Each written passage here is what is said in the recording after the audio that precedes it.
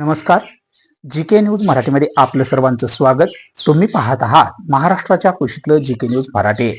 आता बातमी आहे वन विकास महामंडळाची. पाहूया सविस्तर. सुरुवात करूया एका धक्कादायक बातमीने.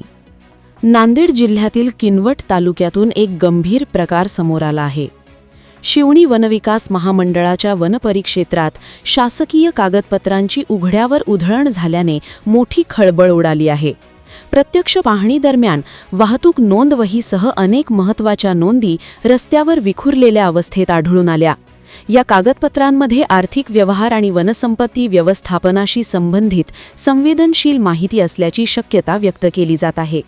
सर्वात धक्कादायक बाब म्हणजे ज्या कागदपत्रांना कार्यालयाचा आत्मा मानलं जातं तीच कागदपत्र अशा निष्काळजीपणे फेकून दिल्याचं चित्र समोर आलं आहे. दरम्यान संबंधित कार्यालयाची इमारतही अत्यंत जीर्ण अवस्थेत असल्याचं दिसून आलं आहे. दरवाजे खिडक्या मोडकळीस आलेले आणि कर्मचारी नियमित उपस्थित नसल्याच्या तक्रारी स्थानिकांनी केल्या आहेत. या संपूर्ण प्रकरणामुळे भ्रष्टाचार लपवण्याचा प्रयत्न केला जातोय का, असा गंभीर प्रश्न उपस्थित होत आहे. संतप्त नागरिकांनी प्रशासनाकडे तात्काळ कारवाईची मागणी केली आहे. उच्चस्तरीय चौकशी, जबाबदार अधिकाऱ्यांचे निलंबन तसेच पुरावे नष्ट करण्याच्या प्रयत्नावर गुन्हा दाखल करण्याची मागणी जोर धरत आहे. आता पाहणं महत्त्वाचं ठरणार आहे की प्रशासन या प्रकरणात नेमकी कोणती कारवाई करते. Bureau report, GK. News, Kinwat, Nanded.